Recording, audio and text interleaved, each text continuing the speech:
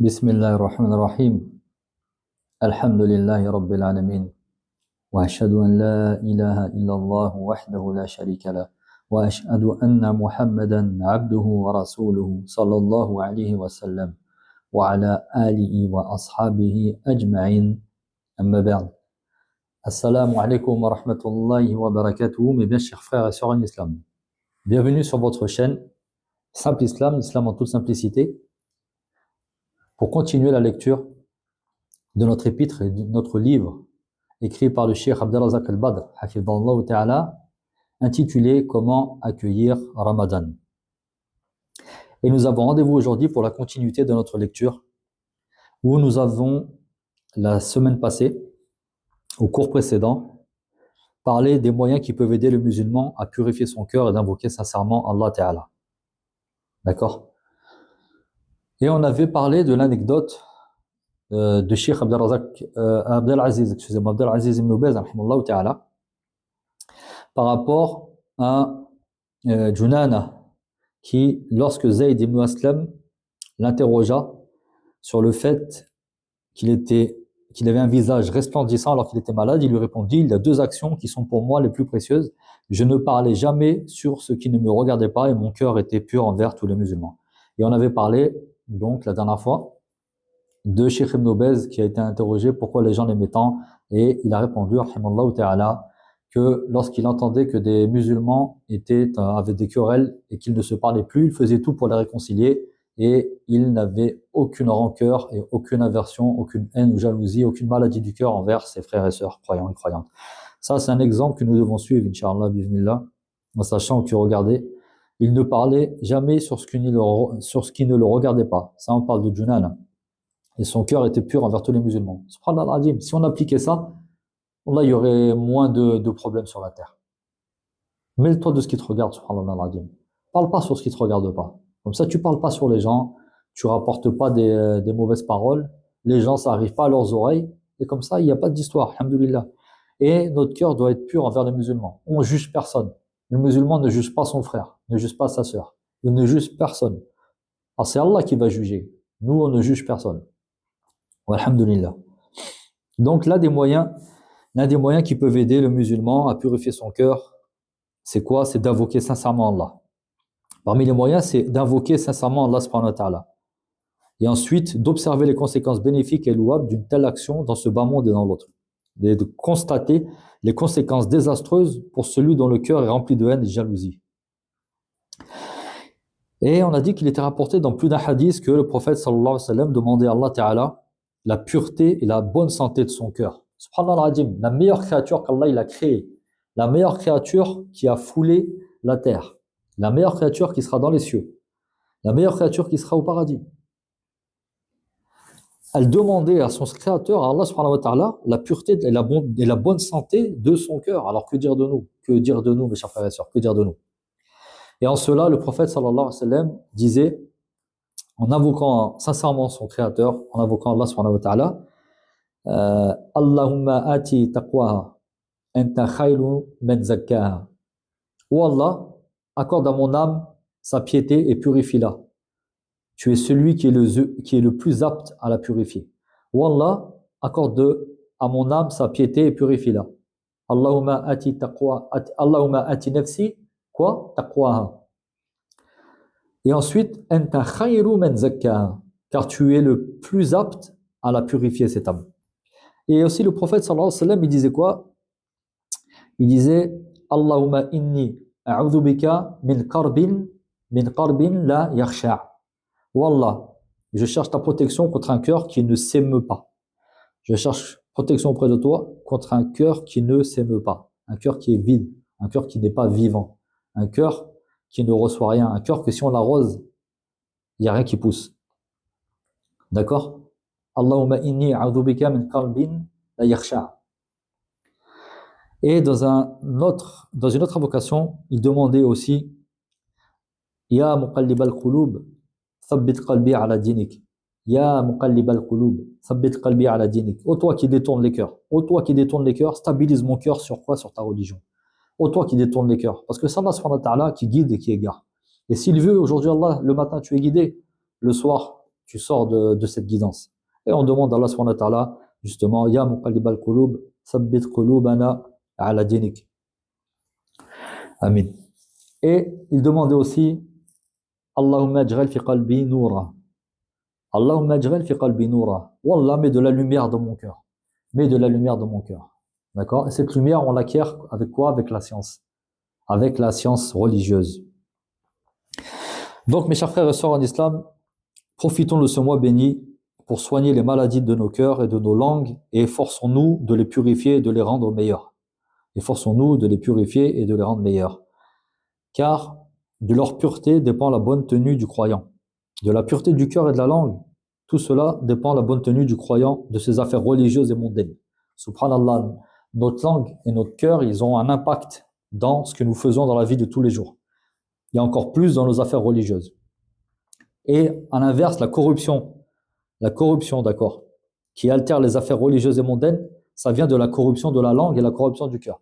Plus notre cœur il est impur, c'est-à-dire qu'il est entaché de jalousie, de haine, des maladies du cœur, de colère envers les gens, de tout ce qui est les maladies du cœur que l'on ressent, et que notre langue elle a toujours des mauvaises paroles, des propos futiles, on parle sur les gens, on calomnie les gens, on ment sur les gens, forcément ça aura des répercussions sur nos affaires mondaines dans la vie d'ici-bas et nos affaires religieuses encore plus. Ne pas s'étonner qu'on n'arrive pas à faire des choses, qu'il nous arrive toujours des problèmes, qu'on perd de l'argent, qu'on s'embrouille avec nos familles. C'est normal, subhanallah, si nos cœurs ils sont comme ça. Il faut pas chercher très loin. Et notre messager, sallallahu alayhi wa sallam, il nous enseignait une invocation très importante qu'il recommandait aux musulmans de dire le matin, le soir et lorsqu'il se mettait au lit. Lorsqu'il se mettait au lit. Et par cette invocation, le croyant, il demande à Allah subhanahu wa ta'ala de le protéger contre la source de tous les maux. Et par cette invocation, le croyant, il demande à Allah de le protéger contre la source de tous les maux et dont dépend la corruption des deux cibles qui en sont victimes, c'est-à-dire la langue et le cœur. À ce sujet, Abu Huraira radiyallahu anhu rapporte que Abu Bakr radiyallahu anhu dit Ya Rasulallah, indique-moi des paroles que je puisse répéter le matin et le soir. Indique-moi des paroles que je puisse répéter le matin et le soir. Et il répondit, sallallahu alayhi wa sallam, dit Ô Allah, créateur des cieux et de la terre, toi qui connais le monde invisible comme le monde visible, je témoigne qu'il n'y a de divinité en droit d'être adoré que toi, Seigneur et Maître de toutes choses. Je me place sous ta protection contre les méfaits de mon âme, contre le mal de Shaitan, du diable, et son appel au polythéisme. Il ajouta aussi, répète ces mots le matin, le soir et lorsque tu te mets au lit. Et dans une autre version, et contre le fait que je cause du tort à ma propre personne ou que j'en fasse subir à un musulman. Allahumma a'alima ghaybi wa shahada, fatir as-samawati wal ard, rabba kulla shay'in wa malikahu, ashhadu an la ilaha illa ant, a'udhu bika min sharri nafsi wa min sharri shaytani wa shirki, wa naqtarifa ala nafsi shay'a, aw jarlahu ila muslim. Voilà le dua que le prophète sallallahu alayhi wa sallam enseignait à Abu Bakr. Et regardez, subhanallah, la question d'Abu Bakr. Il lui a dit, Ya Rasulallah, indique-moi des paroles que je puisse répéter le matin et le soir. Il lui a posé une question qui lui serait profitable dans sa vie religieuse et qui aura un impact dans sa vie mondaine, dans la vie de tous les jours, qui pourrait le protéger le matin et le soir. C'est-à-dire qu'il est protégé dans toute sa journée. Il n'a pas demandé au prophète sallallahu alayhi wa sallam de savoir, de lui indiquer une chose pour devenir riche, pour devenir plus beau, pour avoir une belle épouse, pour avoir des enfants, pour avoir un travail. Non, il a demandé une chose religieuse, mais qui aura un impact dans sa vie mondaine également, et qui va le protéger toute la journée, le matin et le soir. Et dans cette invocation, nous demandons à Allah Ta'ala qu'il nous protège des causes du mal et de ses objectifs. On demande à Allah dans cette invocation, qu'il nous protège des causes du mal et de ses objectifs. D'accord? Je vais vous la répéter. Ô Allah, créateur des cieux et de la terre, toi qui connais le monde invisible comme le monde visible, je témoigne qu'il n'y a de divinité en droit d'être adoré que toi, Seigneur et Maître de toutes choses. je me place sous ta protection contre les méfaits de mon âme, contre le mal de Shaitan, du diable, et de son appel au polythéisme. Et le prophète sallallahu alayhi wa sallam, il a dit, répète ces mots le matin et le soir lorsque tu te mets au lit. Et dans une autre version, et contre le fait que je cause du tort à ma propre personne ou que j'en fasse à subir à un musulman. Ou que le fait que je cause du tort à ma propre personne ou que j'en fasse subir à un musulman. Et quand on dit qu'on fait subir un musulman, c'est-à-dire par sa langue, donc en étant mauvais avec lui, par sa main, en le volant, en le tapant ou autre, et par son cœur en ayant de la haine contre lui ou autre. Donc dans cette invocation, Allah Ta'ala, on lui demande de nous protéger des causes du mal et de ses objectifs, excusez-moi. En effet, le mal, il émane de soi-même. Le mal, il vient de nous-mêmes d'abord, il vient de nos âmes, subhanallah al-azim. Allahu Akbar. Il vient de nous-mêmes. L'insufflation, excusez-moi. Il vient de l'insufflation de nos âmes d'abord. D'accord? Et ensuite, là, il vient aussi de l'insufflation du diable. Parce que le diable vient nous murmurer et nous faire rentrer dans la tête ou dans nos cœurs. Le prophète sallallahu alayhi wa sallam a demandé à Allah Ta'ala sa protection contre ces deux choses. Donc il a dit, je me place sous ta protection contre les méfaits de mon âme. Allahumma inni a'udhu bika min sharri nafsi wa min sharri shaytani wa shirki. Je me place sous ta protection contre les méfaits de mon âme et contre le mal du diable et son appel au polythéisme. Parce que le diable, la première chose dans laquelle il veut nous faire tomber, c'est quoi? Le shirk, le polythéisme. Pourquoi? Parce que le shirk, il fait sortir de l'islam. Et c'est le péché qu'Allah ne pardonne pas. Allah Ta'ala pardonne tous les péchés, hormis un péché qui est le shirk, le polythéisme, l'association. D'accord? Donc c'est l'objectif de Shaitan. L'objectif du mal est de causer du tort aux croyants ou d'en causer à son frère musulman. L'objectif du mal, c'est de causer du tort aux croyants ou d'en causer à son frère musulman. Là encore, le prophète sallallahu alayhi wa sallam a demandé à Allah de le mettre à l'abri de cela, en disant, et contre le fait que je cause du tort à ma propre personne ou que j'en fasse subir à un musulman. Donc dans la deuxième version de l'invocation, à la fin, le prophète sallallahu alayhi wa sallam a demandé de la protection contre le fait de causer du tort à notre propre personne ou qu'on cause du tort à un musulman. Et quelle excellente invocation et comme sont bonnes ses conséquences. Il est donc impératif que le jeûneur prenne l'habitude de la dire le matin et le soir lorsqu'il se met au lit. Non seulement durant le mois de Ramadan, mais aussi le reste de sa vie, tous les jours, Inch'Allah, bi'idhnillah.